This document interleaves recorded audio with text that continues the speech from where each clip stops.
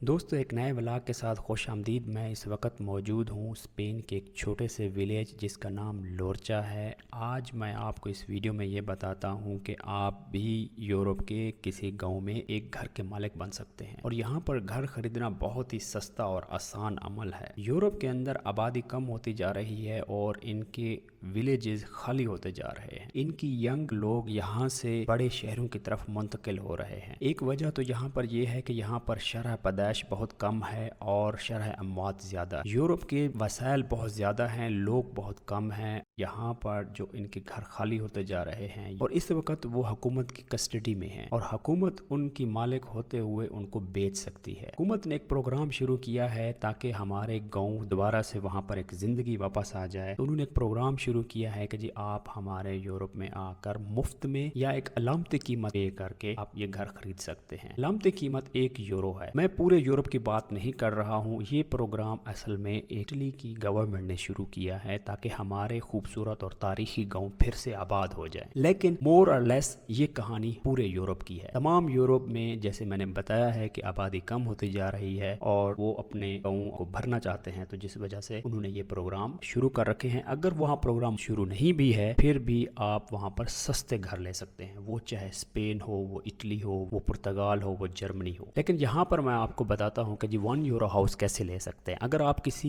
गाँव में इंटरेस्टेड हैं, आप यहाँ पर आएँ, वहाँ की यूनियन काउंसिल में आकर एप्लीकेशन दें और आप €1 के साथ €1000 सिक्योरिटी डिपॉजिट के तौर पर जमा करवाएं। घर की कीमत €1 है, लेकिन एक सिक्योरिटी डिपॉजिट आपको जमा करवाना पड़ेगा कि जी आप मुकर नहीं जाएंगे। तो इस वजह से आपको 1000 से €5000 डिपॉजिट जमा कराना पड़ता है, जो कि वो वापस मिल जाता है।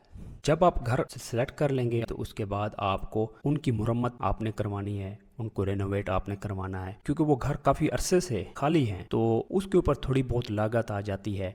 अगर आप खुद इस चीज़ में माहिर हैं कि आप खुद इस मुरम्मत में, तो आप खुद भी कर सकते हैं। इसकी लागत कोई इतनी ज़्यादा नहीं है। उसके बाद इलाके की ज़मीनों के ऊपर भी आप लीज पे भी वो ज़मीनें ले सकते हैं। वहाँ पर आप खेती बाड़ी कर सकते हैं, आप वहाँ जानवर रख सकते हैं, क्योंकि ये गवर्नमेंट चाहती है कि हम यहाँ पर आके बिजनेसेस करें। ऐसे बहुत से लोग मौजूद हैं जो अमेरिका से और दूसरे मुल्कों से यहाँ पर आए, उन्होंने अपने घर खरीदे। अगर आप इसमें इंटरेस्टेड हैं मुझे कमेंट करें, मैं एक नई वीडियो बनाकर ले आऊँगा। इस वक्त मैं इस गाँव में 10 दिन रहा हूँ और इस पूरे गाँव में अगर मैंने देखा है तो सिर्फ बूढ़े लोग, ओल्ड पेंशनर्स देखे हैं। जो यंग लोग हैं शहरों के अंदर जॉब्स करते हैं, बिजनेस करते हैं, वो वहाँ मसरूफ़ हैं। इस गांव में जो स्कूल है उसमें तकरीबन 17 बच्चे पढ़ते हैं और 3 टीचर्स हैं। तो टीचर से हमने पूछा कि जी ये इसकी आबादी कम क्यों है, तो उन्होंने यही बताया कि यहाँ पर 17 इस वक्त सबसे ज़्यादा स्टूडेंट है। पिछले साल इससे भी कम थे, क्योंकि कोविड की वजह से कुछ लोग अब शहरों से निकलकर वापस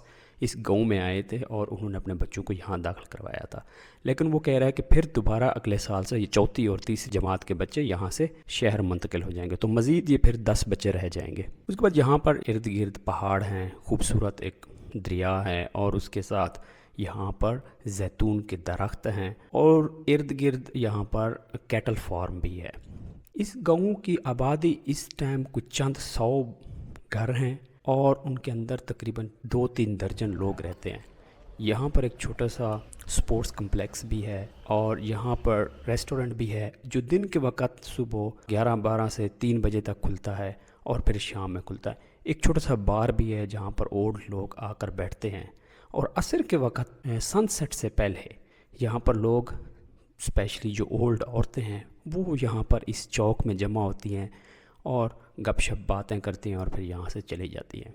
हम रोज़ इनके साथ बैठकर बातें करते थे और इनसे हाल अहवाल पूछते थे। वो हमें देखकर, नौजवानों को देखकर बड़े खुश होते थे। ये जो आपको नीचे नज़र आ रहा है, यहाँ पर जब बारिश होती है और जब नदियाँ बहती हैं तो ये फ्लड यहाँ से गुजरता है। इस गांव की जो सबसे खूबसूरत चीज़ है वो तो इसकी पहले लोकेशन, जो ये घिरा हुआ है पहाड़ों में। दूसरा, यहाँ सफाई आप देखें। यहाँ की जो सफाई है, आप ये कह सकते हैं कि एक गवर्नमेंट की रिस्पॉन्सिबिलिटी होती है, एक लोगों के ऊपर होती है। अगर गवर्नमेंट ने कोई चीज़ बना दी है तो लोग उसको प्रोटेक्ट करें, اس کی حفاظت کریں, اس کو خراب نہ ہونے دیں. تو یہ چیز میں نے یہاں پر گاؤں کے اندر دیکھی ہے. اب دیکھیں گے کہ گاؤں آپ کو خالی خالی نظر آئے گا, یہاں پر آپ کو لوگ نہیں نظر آئیں گے زیادہ. ٹھیک ہے, اب دیکھیں ایک گاڑی آ رہی ہے. اب آگے ہم چل کے دیکھتے ہیں کوئی نظر آ رہا ہے کہ نہیں. اب ان گھروں اور گلیوں کی جو لک ہے وہ ہمارے گلیوں کی طرح ہی ہے, گھر بھی اسی طرح کے ہیں. کیونکہ میں ہمیشہ کہتا ہوں کہ جو کلائمیٹ کا اثر ہے وہ ہمارے رہن سہن, ہمارے جو ہے نا گھر کے سٹرکچر اور کھانوں کے اوپر بہت زیادہ ہوتا ہے, اور کپڑوں کے اوپر بھی. تو ہمارا پہناوا, ہمارا رہن سہن, سب کچھ کلائمیٹ کے اوپر بہت ڈیپینڈ کرتا ہے.